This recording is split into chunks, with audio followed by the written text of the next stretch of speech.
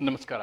ಈ ಆಡಳಿತ ಕಾನೂನಿನ ವಿಷಯದಲ್ಲಿ ಇವತ್ತಿನ ನಮ್ಮ ವಿಷಯ ಲೋಕಪಾಲ ಮತ್ತು ಲೋಕಾಯುಕ್ತ ಅಧಿನಿಯಮ ಮತ್ತು ಅದಕ್ಕೆ ಸಂಬಂಧಿಸಿದಂತಹ ಆ, ಏನು ಆ, ವಿಶೇಷವಾದ ಲಕ್ಷಣಗಳನ್ನು ನಾವು ಇವತ್ತು ಚರ್ಚೆ ಮಾಡಲಿದ್ದೀವಿ. ಈ ಚರ್ಚೆ ಮಾಡುವಾಗ ಈ ಲೋಕಪಾಲ ಅಥವಾ ಲೋಕಾಯುಕ್ತ ಅಂತ ಏನು ಹೇಳ್ತೀವಿ, ಈ ಒಂದು ಸಂಸ್ಥೆಗಳು ಮಾಡುವಂತಹ ಕೆಲಸ ಏನು ಅಂತಂದರೆ control of corruption, ಭ್ರಷ್ಟಾಚಾರದ ನಿಯಂತ್ರಣ.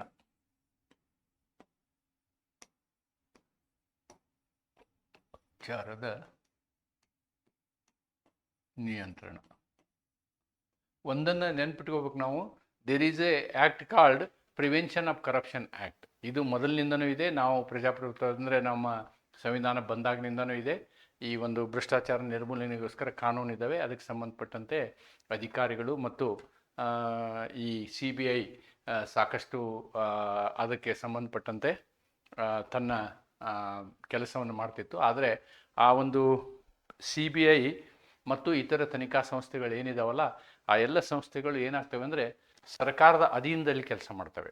ಆಡಳಿತ ಪಕ್ಷದ ಸರ್ಕಾರ ಏನಿರ್ತದೆ ಅವರ ಅಧೀನದಲ್ಲಿ ಕೆಲಸ ಮಾಡ್ತವೆ. ಆದ್ದರಿಂದ ಅದು ನಿರ್ಭೀತಿಯಿಂದ ಅಟಾನಮಸ್ ಆಗಿ ಕೆಲಸ ಮಾಡುವ ಸಾಧ್ಯತೆ ಇಲ್ಲ ಅಂತಕ್ಕಂಥ ಒಂದು ಏನು ಕಂಡು ಬಂದಂತಹ ಸಂದರ್ಭದಲ್ಲಿ ಇದಕ್ಕೆ ಏನು ಆಲ್ಟರ್ನೇಟಿವ್ ಆಗಿ ಇದಕ್ಕಿಂತ ಒಳ್ಳೆಯ ಒಂದು ವ್ಯವಸ್ಥೆಯನ್ನು ಹುಡುಕೋದಕ್ಕೋಸ್ಕರ ಏನು ಒಂದು ಕಾನ್ಸೆಪ್ಟ್ ಬಂತು. ಕಾನ್ಸೆಪ್ಟಿಗೆ ನಾವೇನಂದ್ವಿ ಅಂದರೆ ಆಂಬ್ಯುಡ್ಸ್ಮನ್ ಅಂತ ಹೇಳ್ತಾ ಇದ್ವಿ. ಸ್ಕ್ಯಾಂಡಿನೇವಿಯನ್ ಕಂಟ್ರೀಸ್ ಅಂತ ಹೇಳ್ತಾರೆ, ಯುರೋಪಿಯನ್ ಕಂಟ್ರೀಸು.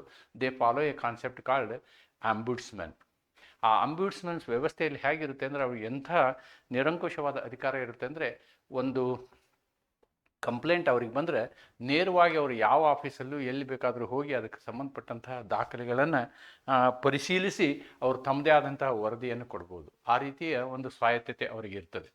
ಅಂತಹದೇ ಒಂದು ವ್ಯವಸ್ಥೆ ಭಾರತದಲ್ಲಿ ಬರಬೇಕು ಅಂತಕ್ಕಂಥದ್ದು ಇತ್ತು. ಈ ಲೋಕಪಾಲ ಏನು ಬಿಲ್ ಇದೆ, ಸುಮಾರು ಸಲ ಇದು ಸಂಸತ್ತಿನಲ್ಲಿ ಚರ್ಚೆಗೆ ಬರುವುದು, ಆದರೆ ಇದೇ ಕಾನೂನು ಆಗ್ತಿರಲಿಲ್ಲ. ಕಾರಣ ಎಷ್ಟೇ, ಇಲ್ಲಿ ಅದಕ್ಕೆ ರಾಜಕೀಯ ಮನಸ್ಸು ಇರಲಿಲ್ಲ, ರಾಜಕೀಯವಾದಂತಹ ಮನಸ್ಸು ಇರಲಿಲ್ಲ. ಒಂದು ವೇಳೆ ಕಾನೂನು ಮಾಡ್ತಾರೆ ಅಂದರೂ ಕೂಡ ಮಾಡಿದಂತಹ ಕಾನೂನು ಅಥವಾ ತಂದಂತಹ ಬಿಲ್ಲು ಅದು ಇಫೆಕ್ಟಿವ್ ಆಗಿ ಪರಿಣಾಮಕಾರಿಯಾಗಿ ಇರ್ತಿರಲಿಲ್ಲ. ಇಂತಹ ಒಂದು ಸಂದರ್ಭದಲ್ಲಿ ಏನಾಯಿತು ಅಂತಂದರೆ 2011ರಲ್ಲಿ ಒಂದು ಸತ್ಯಾಗ್ರಹ ನಡೀತದೆ ಡೆಲ್ಲಿನಲ್ಲಿ, ರಾಮಲೀಲಾ ಮೈದಾನದಲ್ಲಿ. ಅಣ್ಣಾ ಹಜಾರೆಯವರ ನೇತೃತ್ವದಲ್ಲಿ ಈ ಒಂದು ಅಜಿಟೇಷನ್ ನಡೀತದೆ. ಇದರ ಫಲವಾಗಿ, ಈ ಒಂದು ಅಜಿಟೇಷನ್ನಿನ ಫಲವಾಗಿ ಕೊನೆಗೆ ಅಂತೂ ಇಂತೂ 2013ರಲ್ಲಿ ಈ ಒಂದು ಕಾನೂನು ಬರುತ್ತೆ ಅಂತಕ್ಕಂಥದ್ದನ್ನು ನಾವಿಲ್ಲಿ ನೋಡ್ಬೋದು. This is what is the background. The reason is the government's version of Lokpal bill was weak. Anna Hazare demanded an independent anti corruption body with full powers. ಪೂರ್ಣ ಅಧಿಕಾರವನ್ನು ಹೊಂದಿದಂಥ, ಸ್ವಾಯತ್ತತೆಯನ್ನು ಹೊಂದಿದಂತಹ ಒಂದು ಸಂಸ್ಥೆ ಇರಬೇಕು ಅನ್ನೋದು ಅವರ ಒಂದು ಕನಸಾಗಿತ್ತು. ಅದರ ಪ್ರಕಾರ ಈ ಒಂದು ಏನು ಮಸೂದೆ ಕೊನೆಗೆ ಕಾನೂನು ಆಯಿತು ಅಂತೇಳಿ ಹೇಳ್ಬೋದು ನಾವು. ಅಣ್ಣಾ ಹಜಾರೆಯವರ ಈ ಒಂದು ಕಾಲದಲ್ಲಿ ಅವರು ಏನು ಮಾಡ್ತಾರೆ ಅಂದರೆ ಆಗಸ್ಟ್ 16ರಿಂದ 28ರವರೆಗೆ ಅಮರಣಾಂತ ಉಪವಾಸ ಕೂತ್ಕೊಳ್ತಾರೆ. ಅನ್ನೋದನ್ನು ನಾವಿಲ್ಲಿ ಗಮನಿಸ್ಬೋದು. ಅದರ ಪ್ರಕಾರ ಈ ಕಾನೂನು ಆಗುತ್ತೆ. ಕಾನೂನು ಏನಾಗುತ್ತೆ ಅಂತಂದರೆ, ಲೋಕಪಾಲ ಮತ್ತು ಲೋಕಾಯುಕ್ತ ಕಾಯ್ದೆ 2013 ಜನಪ್ರತಿನಿಧಿಗಳು ಮತ್ತು ಸರ್ಕಾರಿ ಅಧಿಕಾರಿಗಳ ವಿರುದ್ಧದ ಭ್ರಷ್ಟಾಚಾರದ ದೂರುಗಳನ್ನು ತನಿಖೆ ಮಾಡಲು ರಾಷ್ಟ್ರೀಯ ಮತ್ತು ರಾಜ್ಯ ಮಟ್ಟದಲ್ಲಿ ಭ್ರಷ್ಟಾಚಾರ ವಿರೋಧಿ ಸಂಸ್ಥೆಯನ್ನು ಸ್ಥಾಪಿಸಲು ಜಾರಿಗೆ ತರಲಾಯಿತು. This is what is the act. The purpose of this act is to control the corruption, anti corruption body ಅಂತ ಹೇಳ್ತಾರೆ ನಾವು. ಭ್ರಷ್ಟಾಚಾರ ವಿರೋಧಿ ಏನು ಒಂದು ವ್ಯವಸ್ಥೆ, ಸಂಘಟನೆ, ಘಟಕ ಅಂತಕ್ಕಂಥದ್ದನ್ನು ಹೇಳ್ಬೋದು. ಇದು ಕೇಂದ್ರ ಮಟ್ಟದಲ್ಲಿ ಲೋಕಪಾಲ ಮತ್ತು ರಾಜ್ಯ ಮಟ್ಟದಲ್ಲಿ ಲೋಕಾಯುಕ್ತ ವ್ಯವಸ್ಥೆಯನ್ನು ಮಾಡುವಂತಹ ಕಾನೂನು ಸಂಸತ್ತಿನಿಂದ ಜಾರಿಗೊಳ್ತು ಅಂತ ಹೇಳ್ಬೋದು ನಾವು. ಇದರ ಲಕ್ಷಣಗಳನ್ನು ನಾವು ನೋಡೋದಾದರೆ, ಒಂದನೇದ್ದು ಇಲ್ಲಿ ಯಾವ ರೀತಿ ಲೋಕಪಾಲ ವ್ಯವಸ್ಥೆ ಇರ್ತದೆ ಅಂತ ನೋಡೋದಾದರೆ, ಇದು ಕೇಂದ್ರದಲ್ಲಿ ಲೋಕಪಾಲ ಇರುತ್ತೆ, ಲೋಕಪಾಲ ವ್ಯವಸ್ಥೆ ಇರುತ್ತೆ. ಈ ಲೋಕಪಾಲ ವ್ಯವಸ್ಥೆಯಲ್ಲಿ ಏನಾಗುತ್ತೆ ಅಂತಂದರೆ, ಪ್ರಧಾನಮಂತ್ರಿಗಳನ್ನು ಸೇರಿಸಿಕೊಂಡು ಎಲ್ಲರ ವಿಷಯದಲ್ಲಿ ಭ್ರಷ್ಟಾಚಾರದ ವಿಷಯದಲ್ಲಿ ತನಿಖೆ ಮಾಡುವಂತಹ ಅಧಿಕಾರವನ್ನು ಲೋಕಪಾಲರು ಹೊಂದಿರ್ತಾರೆ ಅನ್ನೋದನ್ನು ನಾವಿಲ್ಲಿ ಕಾಣ್ಬೋದು. ಅದೇ ತೆರನಾಗಿ ಲೋಕಾಯುಕ್ತ ವಿಷಯದಲ್ಲಿ ಈ ಏನು ಲೋಕಪಾಲರ ಅಧಿಕಾರ ಇರುತ್ತೋ ರಾಜ್ಯ ಮಟ್ಟದಲ್ಲಿ, ಅಂದರೆ ರಾಜ್ಯಕ್ಕೆ ಸಂಬಂಧಿಸಿದಂತೆ ಸೆಕ್ಷನ್ 63ರ ಪ್ರಕಾರ ರಾಜ್ಯಕ್ಕೆ ಸಂಬಂಧಿಸಿದಂತೆ ಲೋಕಾಯುಕ್ತರ ವ್ಯವಸ್ಥೆಯನ್ನು ಪ್ರತಿ ರಾಜ್ಯಗಳಿಗೆ ಮಾಡಬೇಕು ಅಂತಕ್ಕಂಥದ್ದು ಈ ಕಾನೂನಿನ ಮೂಲ ಉದ್ದೇಶವಾಗಿದೆ ಅಂತಕ್ಕಂಥದ್ದನ್ನು ನಾವಿಲ್ಲಿ ನೋಡ್ಬೋದು. ಆಮೇಲೆ ಈ ಲೋಕಪಾಲ ರಚನೆ ಹೇಗಾಗ್ತದೆ ಅನ್ನೋದನ್ನು ನಾವಿಲ್ಲಿ ನೋಡುವುದಾದರೆ ಇದಕ್ಕೆ ಒಬ್ಬರು ಚೇರ್ಮನ್ ಇರ್ತಾರೆ ಮತ್ತು ಗರಿಷ್ಠ 8 ಜನ ಸದಸ್ಯರಿರ್ತಾರೆ. ಈ ಚೇರ್ಮನ್ ಮತ್ತು 8 ಜನ ಸದಸ್ಯರಲ್ಲಿ 5 ಮಿನಿಮಮ್ 50ಕ್ಕಿಂತ ಹೆಚ್ಚು ಏನಾಗಬೇಕು, ನ್ಯಾಯಾಧೀಶರೇ ಇರಬೇಕು ಅಂಥೇಳಿ ಇದು ಸ್ಪೆಸಿಫೈ ಮಾಡ್ತದೆ. ನ್ಯಾಯಾಧೀಶರೇ ಇರಬೇಕು ಅಂತಕ್ಕಂಥದ್ದು ಅಲ್ಲದೆ ಒಟ್ಟು ಸಂಖ್ಯೆಯಲ್ಲಿ ಏನು ಹಿಂದುಳಿದ ವರ್ಗಕ್ಕೂ ಕೂಡ, ಹಿಂದುಳಿದ ವರ್ಗ ಅಂದರೆ ಇಲ್ಲಿ SC ST OBC ಮೈನಾರಿಟಿ ಮತ್ತು ವುಮನ್ ಇವರೆಲ್ಲರನ್ನು ಸೇರಿಸಿ ಇವರ ಸಂಖ್ಯೆಯು ಕೂಡ 50ಕ್ಕಿಂತ ಕಮ್ಮಿ ಇರಬಾರ್ದು. ಟೋಟಲ್ ಕಾಂಪೋಸಿಷನಲ್ಲಿ 50% ಏನಿರಬೇಕು, SC ST OBC minority and woman ಇವ್ರಿಗೂ 50% ಕೋಟಾ ಇರಬೇಕು. ಅಲ್ಲದೆ ಜಡ್ಜಿಸ್ಗೂ 50% ಕೋಟಾ ಇರಬೇಕು ಅಂತಕ್ಕಂಥದ್ದು this is the condition here ಅನ್ನೋದನ್ನು ನಾವು ಈ ಲೋಕಪಾಲ ರಚನೆಯಲ್ಲಿ ಕಾಣಬೇಕು. ಮತ್ತು ಇಲ್ಲಿ ಏನಾಗುತ್ತೆ ಅಂದರೆ ಲೋಕಪಾಲ ರಚನೆಗೆ ಒಂದು ಸರ್ಚ್ ಕಮಿಟಿ ಅಂತ ಇರುತ್ತೆ. ಆ ಸರ್ಚ್ ಕಮಿಟಿ ಸೆಲೆಕ್ಟ್ ಮಾಡಿದಂತಹ ವ್ಯಕ್ತಿಗಳನ್ನು ಫೈನಲ್ ಮಾಡುವಂತಹದ್ದು ಒಂದು ಕಮಿಟಿ ಇರುತ್ತೆ. ಆ ಕಮಿಟಿಯಲ್ಲಿ ಪ್ರೈಮ್ ಮಿನಿಸ್ಟರ್ ಇರ್ತಾರೆ, ಆಮೇಲೆ ಫೈನಾನ್ಸ್ ಮಿನಿಸ್ಟರ್ ಇರ್ತಾರೆ ಅಥವಾ ಹೋಮ್ ಮಿನಿಸ್ಟರ್ ಇರ್ತಾರೆ, ಆಮೇಲೆ ವಿರೋಧ ಪಕ್ಷದ ಸದಸ್ಯರು ಇರ್ತಾರೆ. ಅವ್ರು ಸೇರಿಕೊಂಡು ಕೊನೆಯ ಫೈನಲ್ ಆಯ್ಕೆಯನ್ನು ಮಾಡ್ತಾರೆ ಅಂತಕ್ಕಂಥದ್ದನ್ನು ನಾವು ನೋಡ್ಬೋದು. ದೆನ್ ಜ್ಯೂರಿಸ್ಡಿಕ್ಷನ್ ಆಫ್ ಲೋಕಪಾಲ್, ಇವ್ರದ್ದು ಕಾರ್ಯವ್ಯಾಪ್ತಿ ಏನು ಅಂತ ನಾವು ನೋಡೋದಾದರೆ, ಈ ಲೋಕಪಾಲರಾದರೆ ಅದರಲ್ಲಿ ಇವರೆಲ್ಲ ಸೇರ್ತಾರೆ. ಏನು, ಪ್ರಧಾನಮಂತ್ರಿಯಿಂದ ಹಿಡಿದು ಚಪರಾಸಿ ತನಕ ಕೇಂದ್ರ ನೌಕರರು ಎಲ್ಲರೂ ಸೇರ್ತಾರೆ, ಅಧಿಕಾರಿಗಳೆಲ್ಲರೂ ಸೇರ್ತಾರೆ, ಸಂಸದರು ಸೇರ್ತಾರೆ, ಮಂತ್ರಿಗಳು ಸೇರ್ತಾರೆ. ಆಮೇಲೆ ಅದರಲ್ಲಿ ಪ್ರಧಾನಮಂತ್ರಿ ವಿರುದ್ಧವೂ ಕೂಡ ಭ್ರಷ್ಟಾಚಾರದ ಒಂದು ಏನು ದೂರು ಬಂದರೆ ಅದನ್ನು ತನಿಖೆ ಮಾಡುವಂತಹ ಅಧಿಕಾರ ಲೋಕಪಾಲರಿಗಿರುತ್ತೆ. ಆದರೆ ಅದಕ್ಕೆ ಸ್ವಲ್ಪ ಎಕ್ಸೆಪ್ಷನ್ಸ್ ಇದ್ದಾವೆ, ಕೆಲವು ಅಪವಾದಗಳಿದ್ದಾವೆ. ಏನೇನು, ದೇಶದ ರಕ್ಷಣೆ ವಿಷಯದಲ್ಲಿ, ವಿದೇಶಾಂಗ ವಿಷಯದಲ್ಲಿ, ಪರಮಾಣು ವಿಷಯದಲ್ಲಿ ಮತ್ತು ರಕ್ಷಣಾ ವಿಷಯವನ್ನು ಹೊರತುಪಡಿಸಿ ಉಳಿದ ವಿಷಯದಲ್ಲಿ ನೀವು ಪ್ರಧಾನಮಂತ್ರಿಯನ್ನು ತನಿಖೆಗೆ ಒಳಪಡಿಸಬಹುದು ಅಂತಕ್ಕಂಥದ್ದನ್ನು ನಾವು ಈ ಲೋಕಪಾಲ ಅಧಿನಿಯಮದಲ್ಲಿ ಕಾಣ್ತೇವೆ. This is what is important. ನೋಡಿ, ಇದು ಒಂದು ಪಾರ್ಟ್, ಅಂದರೆ about government. Then about public sector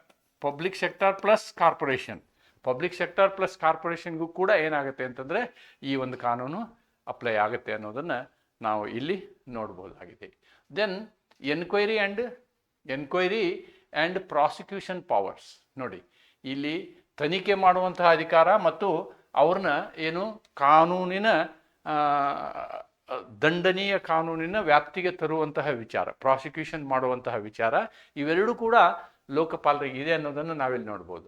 Lokpal can order preliminary enquiry. ನೋಡಿ, ಪ್ರಾಥಮಿಕ ತನಿಖೆಯನ್ನು ಮಾಡ್ಬೋದು ಲೋಕಪಾಲರು. ನಂತರ ಅವರಿಗೆ ಪ್ರೈಮಾ ಫೆಸೈ ಒಪ್ಪಿದರೆ, ಇಲ್ಲಿ ಭ್ರಷ್ಟಾಚಾರ ನಡೆದಿದೆ ಅಂತ ಒಪ್ಪಿದರೆ ಪೂರ್ಣ ತನಿಖೆ ಮಾಡಲಿಕ್ಕೆ ಅದನ್ನು CBIಗೆ ಜವಾಬ್ದಾರಿ ಕೊಡ್ಬೋದು. That is what is the provision available in the act. Lokapal can order a preliminary inquiry and if necessary direct the Central Bureau of Investigation for full investigation. Central ಅಂತ ಹೇಳ್ಬೋದು. Lokpal can also prosecute public servants in special courts. ನೋಡಿ, ಇಲ್ಲಿ CBI court ಅಂತ ಇರುತ್ತೆ ಅಥವಾ Lokpal court ಅಂತ ಮಾಡ್ಬೋದು. ಅಂತಹ ಕೋರ್ಟ್ಗಳಲ್ಲಿ ಈ ಏನು ಸರ್ಕಾರಿ ಅಧಿಕಾರಿಗಳಿರ್ತಾರೆ ಅಥವಾ ಯಾರ ಮೇಲೆ ದೂರು ಕೊಟ್ಟಿರ್ತಾರೋ ಅವರು ಆಪಾದನೆಗೆ ಗುರಿಯಾದವ್ರನ್ನ ಮೇಲೆ ನೀವೇನು ಮಾಡ್ಬೋದು, ಪ್ರಾಸಿಕ್ಯೂಷನ್ ಮಾಡುವಂಥ ಅಧಿಕಾರನೂ ಲೋಕಪಾಲರಿಗೆ ಇರುತ್ತೆ. ಲೋಕಪಾಲ್ 90 ದಿನಗಳಲ್ಲಿ ಪ್ರಾಥಮಿಕ ತನಿಖೆ ನಡೆಸಬಹುದು ಮತ್ತು ಅಗತ್ಯವಿದ್ದರೆ ಕೇಂದ್ರ ತನಿಖಾ ಇಲಾಖೆಗೆ ಪೂರ್ಣ ತನಿಖೆ ನಡೆಸಲು ಆದೇಶಿಸಬಹುದು.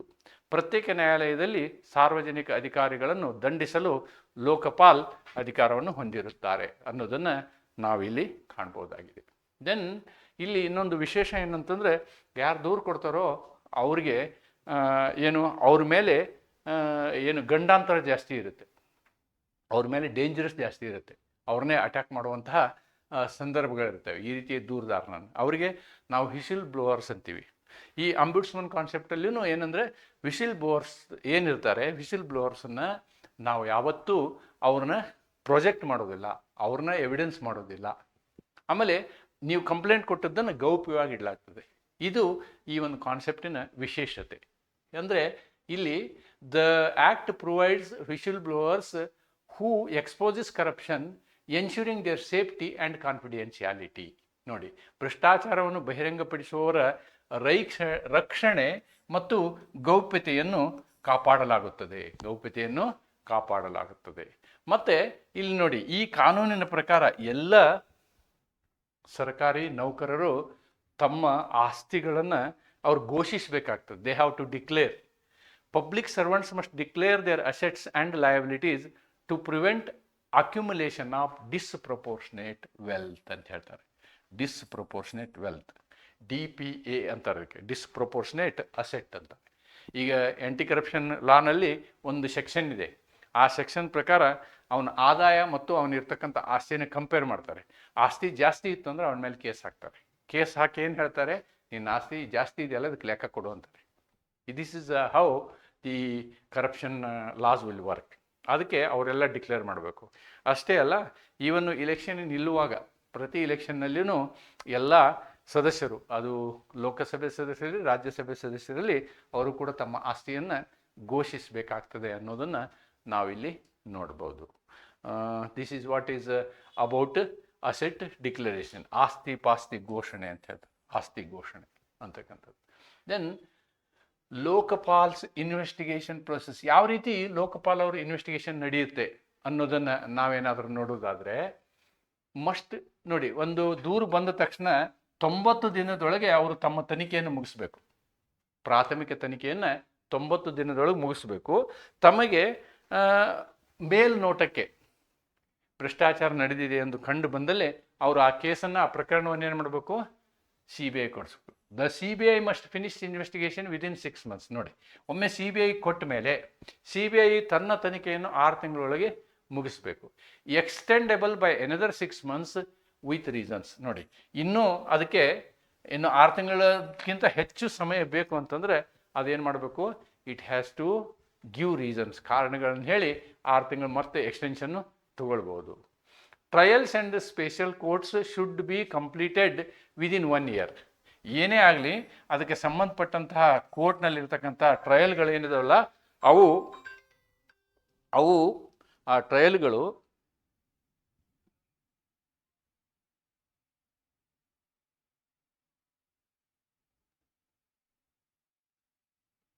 ಆ ಟ್ರಯಲ್ಗಳು 1 ವರ್ಷದೊಳಗೆ ಮುಗಿಬೇಕು ಅಂತಕ್ಕಂಥದ್ದನ್ನು ಈ ಕಾನೂನಿನಲ್ಲಿ ನಾವು ಹೇಳಿದ್ದೀವಿ. ಲೋಕಪಾಲರ ತನಿಖಾ ಪ್ರಕ್ರಿಯೆ 90 ದಿನಗಳಲ್ಲಿ ಪ್ರಾಥಮಿಕ ತನಿಖೆ ಮುಗಿಯಬೇಕು, 6 ತಿಂಗಳಲ್ಲಿ CBI ತನಿಖೆ ಮುಗಿಸ್ಬೇಕು. ಒಂದು ವೇಳೆ ಅವಶ್ಯಕವಿದ್ದರೆ 6 ತಿಂಗಳು ವಿಸ್ತರಣೆ ತಗೋಬೋದು, ಮತ್ತು 1 ವರ್ಷದಲ್ಲಿ ಟ್ರಯಲ್ ಕಂಪ್ಲೀಟ್ ಆಗಬೇಕು. ಅದಕ್ಕೆ ಸಂಬಂಧಪಟ್ಟಂತಹ ವಿಚಾರಣೆ ಇದೆಯಲ್ಲ, ವಿಚಾರಣೆ ಪೂರ್ಣಗೊಳ್ಳಬೇಕು. ಟ್ರಯಲ್ ಅಂದರೆ ವಿಚಾರಣೆ ಅಂತ ಹೇಳ್ಬೋದು ನಾವು. This is what is the provision available in this act. Then ಲೋಕಪಾಲರೇ ಕರಪ್ಟ್ ಆದರೆ, ಅವರು ತಪ್ಪು ಮಾಡಿದರೆ ಅವ್ರನ್ನ ಕಿತ್ತು ಹಾಕ್ಬೋದು, ತೆಗೆದು ಹಾಕ್ಬೋದು. ಹೆಂಗೆ ತೆಗೆದು ಹಾಕ್ಬೋದು? President can remove chairman or members on grounds of misbehaviour by an enquiry of supreme court. ನೋಡಿ, ಅವ್ರದ್ದೇನಾದರೂ ಮಿಸ್ಬಿಹೇವಿಯರ್ ಇದ್ದರೆ, ಅವ್ರದ್ದು ಅನೈತಿಕ ವರ್ತನೆ ಏನಾದ್ರು ಆಗಿದ್ದರೆ ಅದನ್ನು ಸುಪ್ರೀಂ ಕೋರ್ಟ್ ತನಿಖೆ ಮಾಡಬೇಕು. ಹಾಗೇನೆ ತೆಗಿಯೋಂಗಿಲ್ಲ, ಯಾಕೆಂದ್ರೆ ಅವ್ರಿಗೆ ಸ್ವಾಯತ್ತತೆ ಇರ್ತದೆ. ಅಷ್ಟು ಸುಲಭವಾಗಿ ತೆಗಿಲಿಕ್ಕೆ ಆಗೋಲ್ಲ. ಅಷ್ಟು ಸುಲಭವಾಗಿ ಅಂದರೆ ಫೇಕ್ ಕಂಪ್ಲೇಂಟ್ ಆಗ್ಬೋದು ಅವ್ರ ಮೇಲೆ ಕಂಪ್ಲೇಂಟ್ಗಳು ಸುಳ್ಳು ಕಂಪ್ಲೇಂಟ್ ಆಗ್ಬೋದು. ಅಂತಹ ಚಾನ್ಸಸ್ ಇರುತ್ತೆ. ಈ ಥರದ ವಿಷಯದಲ್ಲಿ ಅಂತಹ ಸಮಸ್ಯೆಗಳು ಜಾಸ್ತಿ. ಆದರೆ ಅವರ ವಿರುದ್ಧ ತನಿಖೆಯನ್ನು ಸರ್ವೋಚ್ಚ ನ್ಯಾಯಾಲಯ ಮಾಡ್ತದೆ. ಮಾಡಿ ಅವ್ರಿಗೆ ಅನಿಸಿದರೆ, ಆ ಸರ್ವೋಚ್ಚ ನ್ಯಾಯಾಲಯದ ತನಿಖೆಯಲ್ಲಿ ಅವರು ತಪ್ಪುಗಾರರು ಅನಿಸಿದರೆ ಅವ್ರನ್ನ ನಾವೇನು ಮಾಡ್ಬೋದು, ಲೋಕಪಾಲರನ್ನು ತೆಗಿಬೋದು ಅಂತಕ್ಕಂಥದ್ದನ್ನು ನಾವಿಲ್ಲಿ ಕಾಣ್ತೀವಿ. ಆಮೇಲೆ ಇದರಲ್ಲಿ ಏನೇನು ಶಿಕ್ಷೆಗಳಾಗ್ತವೆ? Penalties for corrupt public servants. ನೋಡಿ, ಭ್ರಷ್ಟಾಚಾರಗಳಿಗೆ ಶಿಕ್ಷೆ ಏನು ಕೊಡ್ತೀವಿ? 7 ವರ್ಷಗಳವರೆಗೆ ಜೈಲು, ತೀವ್ರ ಪ್ರಕರಣದಲ್ಲಿ ಜೀವಾವಧಿ ಶಿಕ್ಷೆಯನ್ನು ಕೊಡ್ಬೋದು.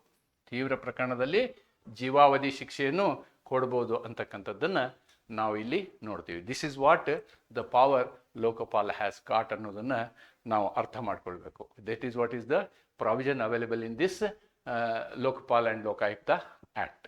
Then non interference. ನೋಡಿ, this is the very important. ಸ್ವಾಯತ್ತತೆಗೆ ಇದು ಬಹಳ ಬೇಕು. ಏನು? Judiciary and legislature. Lokpal cannot interfere. Yes, this is a separate concept. Concept is this: Lokpal cannot interfere in judicial functions and legislative privileges. ಅಂದರೆ ಲೋಕಪಾಲ್ ಅವರ ತನಿಖಾ ವ್ಯಾಪ್ತಿ ಈ ನ್ಯಾಯಾಂಗಕ್ಕಾಗಲಿ ಅಥವಾ ಶಾಸಕಾಂಗಕ್ಕಾಗಲಿ ಎಕ್ಸ್ಟೆಂಡ್ ಆಗೋದಿಲ್ಲ. ಶಾಸಕಾಂಗ ಅಂತಂದರೆ ಲೆಜಿಸ್ಲೇಟಿವ್ ಪ್ರಿವಿಲೇಜ್, ಅಂದರೆ ಶಾಸಕಾಂಗ ತನ್ನ ಶಾಸನ ಮಾಡುವ ವ್ಯವಸ್ಥೆ ಏನಿರ್ತದಲ್ಲ ಅದು ಏನಂದರೆ within the 4 walls of the parliament, within the 4 walls of the state legislature. ಅಲ್ಲಿ ನಡೆದಂತಹ ವಿಷಯಗಳ ಮೇಲೆ ಈ ಅಧಿಕಾರ ವ್ಯಾಪ್ತಿ ಇವ್ರಿಗೆ ಬರೋದಿಲ್ಲ. ಅದೇ ಥರ ನ್ಯಾಯಾಂಗದ ವಿಷಯದಲ್ಲಿ ಯಾವ್ದಾದ್ರು ಜಡ್ಜ್ಗಳ ವಿಷಯದಲ್ಲಿ ಇವರ ವ್ಯಾಪ್ತಿ ಬರೋದಿಲ್ಲ. ಹಿ ಕೆನಾಟ್ ಇಂಟರ್ಫಿಯರ್ ದೇರ್ ಅಂತಕ್ಕಂಥದ್ದು ನಾವಿಲ್ಲಿ ನೋಡ್ಬೋದು. That is non interference with legislative activity and judicial activity. ಅದರಲ್ಲಿ ಇವರು ಭಾಗವಹಿಸಲಿಕ್ಕೆ ಆಗೋದಿಲ್ಲ, ಅವ್ರ ಮೇಲೆ ಇವರು ಅಧಿಕಾರ ವಹಿಸ್ಲಿಕ್ಕೆ ಆಗೋದಿಲ್ಲ ಅಂತಕ್ಕಂಥ this is inferior to judiciary ಅಂತ ಹೇಳ್ಬೋದು ನಾವು. ದೆನ್ ಈ ಕಾನೂನನ್ನು ಇನ್ನೂ ಉತ್ತಮಗೊಳಿಸುವುದಕ್ಕೋಸ್ಕರ 2 ಸಲ ತಿದ್ದುಪಡಿ ಮಾಡ್ತಾರೆ. ಒಂದು 2016ರಲ್ಲಿ ತಿದ್ದುಪಡಿ ಮಾಡ್ತಾರೆ, ಇನ್ನೊಂದು 2019ರಲ್ಲಿ ತಿದ್ದುಪಡಿ ಮಾಡ್ತಾರೆ. 2016ರ ತಿದ್ದುಪಡಿಯಲ್ಲಿ ಏನಾಗುತ್ತೆ ಅಂತಂದರೆ, ಇಲ್ಲಿ amendments remove the requirement for public servants and NGOs to disclose donors. ನೋಡಿ, ಈ NGOs ಇದಾರಲ್ಲ, ಇವರು ಏನು ಈ ಯಾರು ದಾನ ಕೊಡ್ತಾರಲ್ವ ಅವುಗಳ ವಿವರವನ್ನು ಬಹಿರಂಗಪಡಿಸುವ ಅವಶ್ಯಕತೆ ಇಲ್ಲ ಅನ್ನೋದನ್ನು ಇಲ್ಲಿ ತೆಗೆದುಹಾಕಲಾಯಿತು. 2016ರಲ್ಲಿ ಸಾರ್ವಜನಿಕ ಸೇವಕರು ಮತ್ತು NGOಗಳಿಗೆ ದಾತೃಗಳ ವಿವರ ಬಹಿರಂಗಪಡಿಸುವ ಅಗತ್ಯವನ್ನು ತೆಗೆದುಹಾಕಲಾಯಿತು.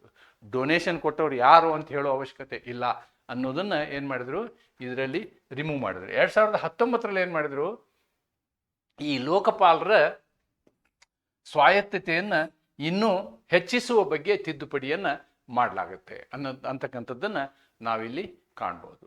Then now comes the critic.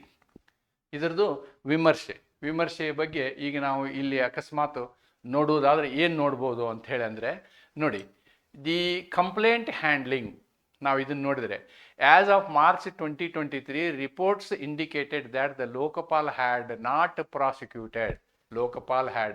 prosecuted any individual accused of corruption leading to concern about its effectiveness. ನಾವು ಈ ಲೋಕಪಾಲ ಬಗ್ಗೆ ಇಷ್ಟೊತ್ತಿನವರೆಗೆ ಚರ್ಚೆ ಮಾಡಿದಾಗ ಈಗ ನಾವು ಇದನ್ನು ನೋಡಿದ್ರೆ ಏನು ಅನಿಸುತ್ತೆ ಅಂತಂದರೆ, ಲೋಕಪಾಲ್ ಅಷ್ಟು ಪರಿಣಾಮಕಾರಿ ಆಗಿಲ್ಲ ಅಂತ. ಅಂದರೆ 2023ರಿಂದ ಇಲ್ಲಿವರೆಗೆ ಲೋಕಪಾಲ್ ಅವರು ಯಾರನ್ನು ಪ್ರಾಸಿಕ್ಯೂಟ್ ಮಾಡಿದ್ದು ನಮಗೆ ಕಾಣಿಸ್ತಾ ಇಲ್ಲ.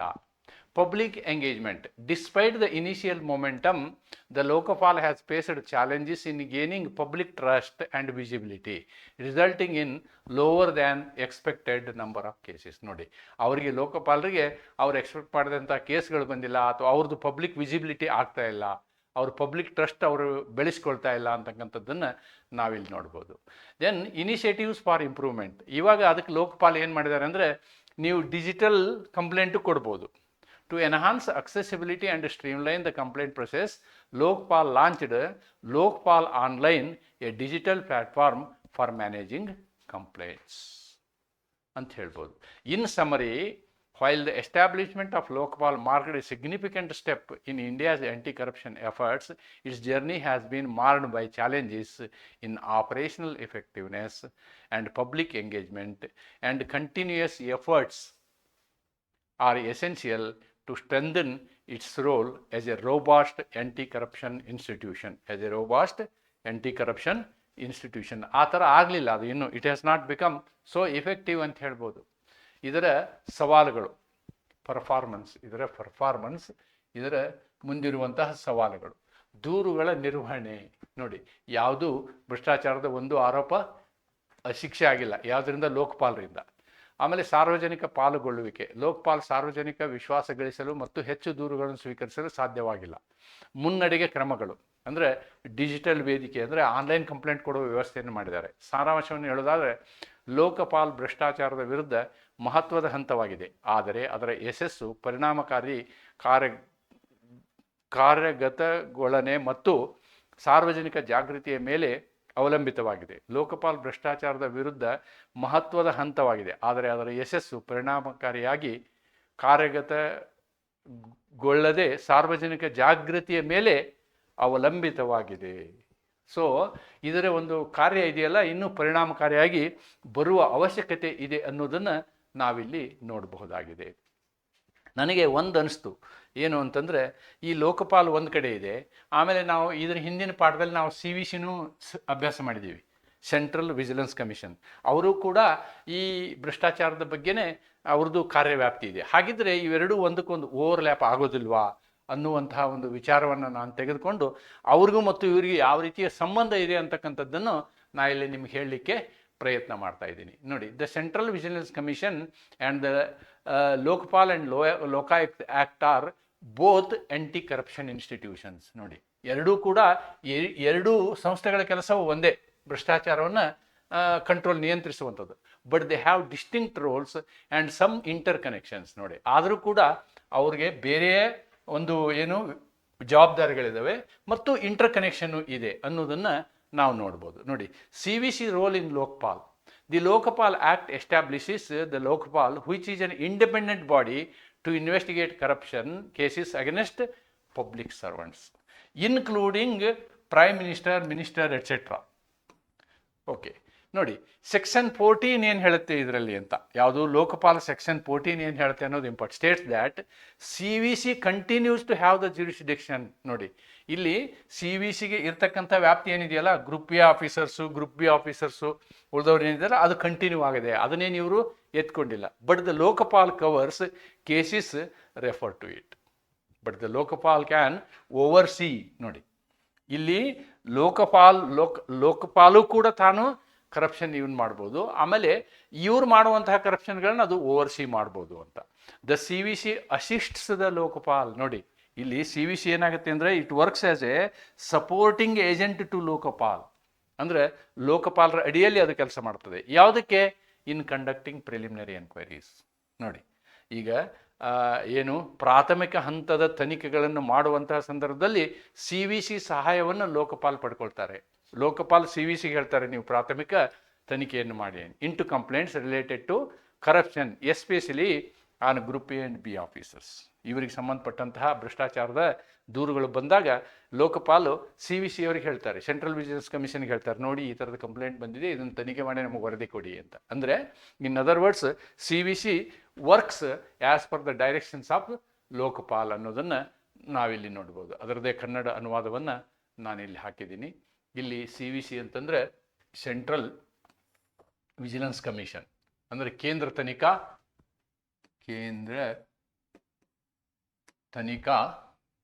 ಕಮಿಷನ್ ಅಂದರೆ ನಿಯೋಗ, ಕಮಿಷನ್ ಅಂದರೆ ನಿಯೋಗ ಅಂತ ಹೇಳ್ಬೋದು. ಮತ್ತು ಲೋಕಪಾಲ ಕಾಯ್ದೆ, ಇವುಗಳು ವಿಭಿನ್ನ ಪಾತ್ರಗಳನ್ನು ವಹಿಸ್ತವೆ. ಅಂದರೆ ಲೋಕಪಾಲರು ತಮ್ಮ ಪ್ರಾಥಮಿಕ ಹಂತಕ್ಕೆ CVCಗೆ ಹೋಗ್ತಾರೆ, ವಿಶೇಷವಾದಂಥ ಎನ್ಕ್ವೈರಿಗೆ CBIಗೆ ಹೋಗ್ತಾರೆ ಅನ್ನೋದನ್ನು ನಾವು ಇದರಿಂದ ಕಾಣಬಹುದಾಗಿದೆ.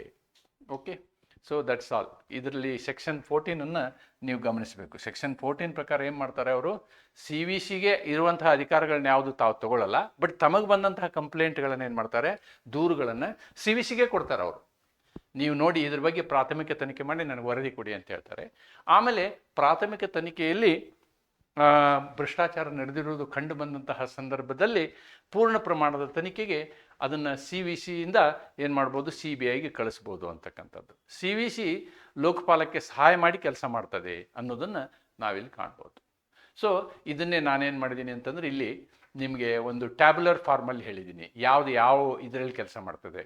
ನೋಡಿ, CVC as per CVC act, Lokpal as per Lokpal act. ಇದು 2003ರಲ್ಲಿ ಆಗಿರೋದು, ಇದು 2013ರಲ್ಲಿ. 2003ಕ್ಕಿಂತ ಮೊದಲು ಸಮಸ್ಯೆ ಇತ್ತು. ಅಲ್ಲಿ ಕೋರ್ಟ್ ಕೇಸಲ್ಲಿ, ಎಸ್ಪೆಷಲಿ ಹವಾಲಾ ಕೇಸಲ್ಲಿ CVC ಆ್ಯಕ್ಟ್ ಬರುತ್ತೆ. ಅಣ್ಣಾ ಹಜಾರೆಯವರ ಪ್ರೆಷರಲ್ಲಿ ಲೋಕಪಾಲ್ ಆ್ಯಕ್ಟ್ ಬರುತ್ತೆ. ನೆನ್ಪಿಟ್ಕೊಳ್ಳಿ, ಇವೆರಡನ್ನೂ ನಾವು ನೆನ್ಪಿಟ್ಕೊಳ್ಬೇಕು. ಆಮೇಲೆ ಇಲ್ಲಿ ಇವರಿಗೆ ವ್ಯಾಪ್ತಿ ಯಾವುದಿತ್ತು, ಗೌರ್ಮೆಂಟ್ ಎಂಪ್ಲಾಯೀಸ್ಗೆ ಮಾತ್ರ ಇತ್ತು, ಬ್ಯೂರೋಕ್ರಾಟ್ಸ್ಗೆ ಮಾತ್ರ ಇತ್ತು ಇಲ್ಲಿ, ಯಾರಿಗೆ, CVCಗೆ. ಆದರೆ ಲೋಕಪಾಲ್ಗೆ ಹಾಗಲ್ಲ. ಲೋಕಪಾಲ್ಗೆ ಇವನ್ ಮಿನಿಸ್ಟರು, MPs, ಪೊಲೀಸು ಇವರೆಲ್ಲರೂ ಲೋಕಪಾಲ ವ್ಯಾಪ್ತಿಯಲ್ಲಿ ಬರ್ತಾರೆ. ಇದನ್ನು ನಾವು ಅರ್ಥ ಮಾಡಿಕೊಂಡ್ರೆ ಯಾರ ರೋಲ್ ಏನು ಅನ್ನೋದು ನಮಗೆ ಗೊತ್ತಾಗುತ್ತೆ. ಮುಖ್ಯವಾಗಿ ಇದು ಎಕ್ಸಿಕ್ಯೂಟಿವ್ ಏನಿದೆ ಇದು it is a executive body. Delhi special police ಆ್ಯಕ್ಟಲ್ಲಿ CBC ಕೆಲಸ ಮಾಡ್ತದೆ. ಆದ್ದರಿಂದ ಇದು ಸರ್ಕಾರದ ಅಧೀನದಲ್ಲಿ ಇರ್ತದೆ. ಆದರೆ ಲೋಕಪಾಲ್ಗೆ ಸ್ವಾಯತ್ತತೆ ಜಾಸ್ತಿ, ಇವರಿಗೆ ಅಟಾನಮಿ ಜಾಸ್ತಿ ಇರುತ್ತೆ, ಸ್ವಾಯತ್ತತೆ ಜಾಸ್ತಿ ಇರುತ್ತೆ. ಆದ್ದರಿಂದ ಅವರು ಮಂತ್ರಿಗಳ ಮೇಲೆ, ಸಂಸದರ ಮೇಲೆ ಮತ್ತು ಪ್ರಧಾನಮಂತ್ರಿಯ ಮೇಲೆ ಕೂಡ ತನಿಖೆಯನ್ನು ಮಾಡ್ಬೋದು. ನೋಡಿ, ಇದು ಅಡ್ವೈಸರಿ ಬಾಡಿ, ಇದು ಇನ್ವೆಸ್ಟಿಗೇಟಿವ್ ಆ್ಯಂಡ್ ಪ್ರಾಸಿಕ್ಯೂಷನ್ ಪವರ್ಸ್ ಇದೆ ಇವರಿಗೆ. ಇಲ್ಲಿ advisory role recommends action to government and CBI. ನೋಡಿ, ಇಲ್ಲಿ CBC ಏನು ಮಾಡುತ್ತೆ, CBIಗೆ ಹೇಳುತ್ತೆ ನೀನು ಇದ್ರ ಮೇಲೆ ಪ್ರಾಸಿಕ್ಯೂಷನ್ ಮಾಡು ಅಂತ. ಇಲ್ಲಿ CBC ತಾನೇ ಪ್ರಾಸಿಕ್ಯೂಷನ್ ಮಾಡೋದಿಲ್ಲ. CBC on its own it will not do prosecution. When the case of prosecution comes, it will give the work to the CBI ಅನ್ನೋದನ್ನು ನಾವು ನೋಡಬೇಕು.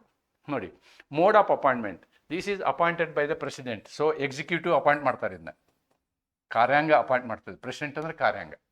Appointed by president on the recommendation of a selection committee. ನೋಡಿ, ಇಲ್ಲಿ selection committee, ಒಂದು committee ಇರುತ್ತೆ, search committee ಅಂತ ಇರುತ್ತೆ. ಆ ಕಮಿಟಿ ಏನು ಮಾಡುತ್ತೆ, ನೇಮ್ಗಳನ್ನ ಹೇಳುತ್ತೆ. ಆ ನೇಮ್ಗಳು ಮತ್ತೆ ಹೈ ಪವರ್ ಕಮಿಟಿ ಮುಂದೆ ಬರುತ್ತೆ. ಹೈ ಪವರ್ ಕಮಿಟಿ ಅಂದರೆ ಪ್ರೈಮ್ ಮಿನಿಸ್ಟರು, ಇನ್ನೊಬ್ಬ ಮಿನಿಸ್ಟರು ಮತ್ತು ವಿರೋಧ ಪಕ್ಷದ ನಾಯಕರು, ಇವ್ರು ಸೇರ್ಕೊಂಡು ಒಂದು ಕಮಿಟಿ, ಅವರು ಅದನ್ನು ಸೆಲೆಕ್ಟ್ ಮಾಡ್ತಾರೆ. ಅದು ಎತ್ತರದ ಮಟ್ಟದಲ್ಲಿ ಇರ್ತದೆ. If I can say Lokpal, then comes CBC, then comes CBI, ಹಿಂಗೆ ಹೇಳ್ಬೋದು ನಾವು. This is the hierarchy. Lokpal ಏನು ಮಾಡುತ್ತೆ, ಪ್ರಿಲಿಮಿನರಿ ಎನ್ಕ್ವೈರಿಗೆ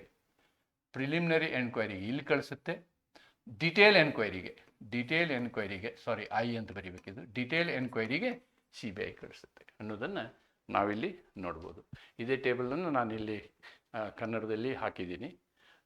ಇದನ್ನು ಮತ್ತೊಂದು ಸಲ ಎಕ್ಸ್ಪ್ಲೇನ್ ಮಾಡುವಂಥ ಅವಶ್ಯಕತೆ ಇಲ್ಲ ಅಂತ ನಾನು ಅಂದ್ಕೊಳ್ತೀನಿ. ನಂತರದಲ್ಲಿ ವರ್ಕಿಂಗ್ ಟುಗೆದರ್. ನೋಡಿ, the Lokpal can direct CBC to investigate corruption cases and CBC must submit its reports to Lokpal. Therefore, CBC works under Lokpal. If a complaint comes under the jurisdiction of CBC, Lokpal can refer it to CBC for a preliminary inquiry. ನೋಡಿ, if the complaint comes under the jurisdiction, CBC ಅಂಡರ್ನಲ್ಲಿರ್ತಕ್ಕಂಥ complaint ಬಂದರೆ ಲೋಕಪಾಲ್ ಏನು ಮಾಡುತ್ತೆ, ಅದನ್ನು CBCಗೆ ಕೊಡುತ್ತೆ preliminary ಇನ್ಕ್ವೈರಿಗೆ. The CBC in turn supervises CBI and anti corruption cases ensuring proper investigation. ನೋಡಿ, ಸರಿಯಾದ ತನಿಖೆ ನಡೆಯೋದಕ್ಕೆ ಇಲ್ಲೇನಾಗುತ್ತೆ, CBI ಈ CBC ಇದೆಯಲ್ಲ, ಈ CBI ಮೇಲೆ ಸೂಪರ್ವಿಷನ್ ಮಾಡುತ್ತೆ CBC ಅಂತಕ್ಕಂಥದ್ದನ್ನು ನಾವು ಕಾಣ್ಬೋದು. Conclusion, while the CBC primarily deals with vigilance in bureaucracy, Lokpal has a broader covering higher public officials and political figures. ನೋಡಿ, ಇಲ್ಲಿ CBC is limited to government officials. Lokpal is limited not only government officers, even ministers, prime minister and the members of parliament ಅನ್ನೋದನ್ನು ನಾವು ಹೇಳ್ತೇವೆ. These are all the differences. ಲೋಕಪಾಲ್ಗೂ ಮತ್ತು CBCಗೂ ವ್ಯತ್ಯಾಸ ಏನಂದರೆ, CBC ವ್ಯಾಪ್ತಿ ನಿರ್ಬಂಧಿತವಾಗಿದೆ, ಸರ್ಕಾರಿ ಅಧಿಕಾರಿಗಳಿಗೆ ನಿರ್ಬಂಧಿತವಾಗಿದೆ. ಆದರೆ ಲೋಕಪಾಲ್ ಅವರ ವ್ಯಾಪ್ತಿ ಸರ್ಕಾರವಲ್ಲದೆ, ಅಂದರೆ ಏನು ಗೌರ್ಮೆಂಟ್ ಅಫಿಷಿಯಲ್ಸ್ ಅಲ್ಲದೇ ಪೂರ್ಣ ಸರ್ಕಾರ ಅಂತಂದರೆ even political people like ministers, members as well as the prime minister ವ್ಯಾಪ್ತಿ ಇದೆ ಅಂತ ಹೇಳ್ಬೋದು. ಆಮೇಲೆ ಹೈರಾರ್ಕಿಯಲ್ಲಿ ನಾವೇನು ಹೇಳ್ಬೋದು, ಅದರ ಕನ್ನಡ ಇದು ಹೈರಾರ್ಕಿಯಲ್ಲಿ ನಾವೇನು ಹೇಳ್ಬೋದು, the Lokpal is the apex body and Lokpal directs CBC as well as CBI. Sometimes what happens is, for a preliminary inquiry it depends on CBC, for a detailed inquiry it will go for CBI. ಅಂದರೆ ಲೋಕಪಾಲ್ ಒಂದು ಉನ್ನತ ಸಂಸ್ಥೆಯಾಗಿದ್ದು, ಆ ಉನ್ನತ ಸಂಸ್ಥೆಯ ಅಡಿಯಲ್ಲಿ ಈ ಕೇಂದ್ರ ತನಿಖಾ ಆಯೋಗ ಮತ್ತು ಏನು ಹೇಳ್ತೀವಿ ನಾವು CVC, ಸೆಂಟ್ರಲ್ ವಿಜಿಲೆನ್ಸ್ ಕಮಿಷನ್ ಮತ್ತು CBI ಇವೆರಡೂ ಕೂಡ ಕೆಲಸ ಮಾಡ್ತವೆ. ಪ್ರಾಥಮಿಕ ತನಿಖೆಗೆ CVCಗೆ ಕೊಡ್ಬೋದು ಯಾರು, ಲೋಕಪಾಲ್ ಅವರು. ಆಮೇಲೆ ವಿವರವಾದ ತನಿಖೆಗೆ CBI ಕೊಡ್ಬೋದು ಅಂಥೇಳಿ. ಒಂದು ಸರ್ಕಾರಿ ವ್ಯಕ್ತಿಯ ಮೇಲೆ ಕಂಪ್ಲೇಂಟ್ ಬಂದರೆ ಏನಾಗುತ್ತೆ ಅಂತಂದರೆ, complaint will go to Lokpal will send it to CVC in turn will send it to a vigilance officer. Local vigilance officer ಕೊಡ್ತಾರೆ, ಅವರು ಪ್ರೈಮರಿ ರಿಪೋರ್ಟ್ ರೆಡಿ ಮಾಡ್ತಾರೆ. ಆ ವ್ಯಕ್ತಿಯ ಮೇಲೆ ಸಂಬಂಧಪಟ್ಟ ಅವ್ರ ಹತ್ರ ಎಲ್ಲ ದಾಖಲೆ ಇರ್ತವೆ ಸರ್ಕಾರಿ ನೌಕರನ ಹತ್ರ. ಅವನು ಎಲ್ಲ ಕಲೆಕ್ಟ್ ಮಾಡಿ ಅವ್ರು ಹೇಳ್ತಾರೆ ಏನು, ಇಲ್ಲ ಈ ವ್ಯಕ್ತಿಯ ಮೇಲೆ ಬಂದಂತಹ ಕಂಪ್ಲೇಂಟ್ ಸುಳ್ಳು ಅಂತ ಹೇಳ್ತಾರೆ, ಅಥವಾ ಈ ವ್ಯಕ್ತಿಯ ಮೇಲೆ ಬಂದಂಥ ಕಂಪ್ಲೇಂಟು ಮೇಲ್ನೋಟಕ್ಕೆ ನಿಜವಿದೆ ಎನಿಸುತ್ತದೆ ಅಂತ ಹೇಳ್ತಾರೆ. ಈ ರಿಪೋರ್ಟ್ ಏನಾಗುತ್ತೆ, from vigilance officer it will go to CVC, from CVC it will go to Lokpal. Then either ಲೋಕಪಾಲಿಂದ ಬಂದಿದ್ದರೆ ಲೋಕಪಾಲ್ CBIಗೆ ಹೇಳ್ತಾರೆ, ಅಥವಾ ಲೋಕಪಾಲಿಗೆ ಹೋಗಿರಲ್ಲ, ಕಂಪ್ಲೇಂಟೇ CVCಗೆ ಹೋಗಿರುತ್ತೆ, CVCಯಿಂದ ಇವ್ರಿಗೆ ಬಂದಿರುತ್ತೆ ಅಂತ ಇಟ್ಕೊಳ್ಳಿ. ಅವಾಗ CVCನೇ CBIಗೆ ಡೈರೆಕ್ಷನ್ಸ್ ಕೊಡ್ತಾರೆ, ಆಮೇಲೆ CBI ಎನ್ಕ್ವೈರಿ ಪ್ರಾರಂಭ ಆಗುತ್ತೆ. This is all about the Lokpal bill. ಇದರಲ್ಲಿ ಕೊನೆಯದಾಗಿ ಏನು ಹೇಳ್ಬೋದು ನಾವು ಅಂತಂದರೆ, according to section 63 of this act it has given power to state legislature. State legislature ಏನು ಮಾಡಬೇಕು, ರಾಜ್ಯದಲ್ಲಿ ಅದು ಇಟ್ ಶುಡ್ ಕ್ರಿಯೇಟ್ ಲೋಕಾಯುಕ್ತ. ಪ್ರತಿ ರಾಜ್ಯ ತನ್ನದೇ ಆದಂಥ ಒಂದು ಲೋಕಾಯುಕ್ತ ವ್ಯವಸ್ಥೆಯನ್ನು ಮಾಡಬೇಕು ಅನ್ನೋದನ್ನು ಸೆಕ್ಷನ್ 63ರಲ್ಲಿ ಹೇಳಲಾಗಿದೆ ಅನ್ನೋದನ್ನು ನಾವು ತಿಳ್ಕೊಳ್ಬೇಕು. ಈ ನನ್ನ ಮುಂದಿನ ವಿಡಿಯೋನಲ್ಲಿ ನಾನೇನು ಮಾಡ್ತೀನಿ ಅಂತಂದರೆ, ಕರ್ನಾಟಕ ಲೋಕಾಯುಕ್ತ ಕಾನೂನಿನ ಬಗ್ಗೆ ಚರ್ಚೆ ಮಾಡ್ತೀನಿ. ಇದಿಷ್ಟು ನಾನೀಗ ಮಾಡಿದಂತಹ ಚರ್ಚೆ ಇದು ಲೋಕಪಾಲ್ ಮತ್ತು ಲೋಕಾಯುಕ್ತ ಆ್ಯಕ್ಟ್ ಅಂಥೇಳಿ. ಆದರೆ ಇದರಲ್ಲಿ ನಾನು ಚರ್ಚೆ ಮಾಡಿರೋದು ಕೇವಲ ಲೋಕಪಾಲ್ ಬಗ್ಗೆ ಮಾತ್ರ. ಈ ಕಾನೂನು ಮಾತ್ರ ಆ ರೀತಿ ಹೇಳುತ್ತೆ. ಲೋಕಾಯುಕ್ತ ಅನ್ನೋದಕ್ಕೆ ಸೆಕ್ಷನ್ 63ನಲ್ಲಿ ಇದು ಒಂದು ಪ್ರಾವಧಾನವನ್ನು ಕೊಟ್ಟಿದೆ ಅಂತಕ್ಕಂಥದ್ದು. ಇದು ಬಿಟ್ಟರೆ ಉಳಿದ ಈ ಕಾನೂನಿನ ಎಲ್ಲ ಅಂಶವೂ ನಾನು ಹೇಳಿದಂಥ ಅಂಶಗಳನ್ನು ಒಳಗೊಂಡಿದೆ. ಆದರೆ ರಾಜ್ಯಕ್ಕೆ ಇದು ಒಂದು ಸೆಕ್ಷನ್ ಮಾಡಿಕೊಂಡು ರಾಜ್ಯಕ್ಕೆ ಏನು ಹೇಳ್ತದೆ, ನೀವು ಲೋಕಾಯುಕ್ತ ವ್ಯವಸ್ಥೆಯನ್ನು ಮಾಡಬೇಕು ಅಂತಕ್ಕಂಥ ಒಂದು ನಿರ್ದೇಶನವನ್ನು ಇದರಲ್ಲಿ ಕೊಡ್ತದೆ ಅಂತಕ್ಕಂಥದ್ದನ್ನು ತಿಳ್ಕೊಳ್ಬೇಕು. ಇಲ್ಲಿಗೆ ನಾನು ಈ ವಿಡಿಯೋನ ಮುಕ್ತಾಯಗೊಳಿಸುವಂತಹ ಸಮಯ.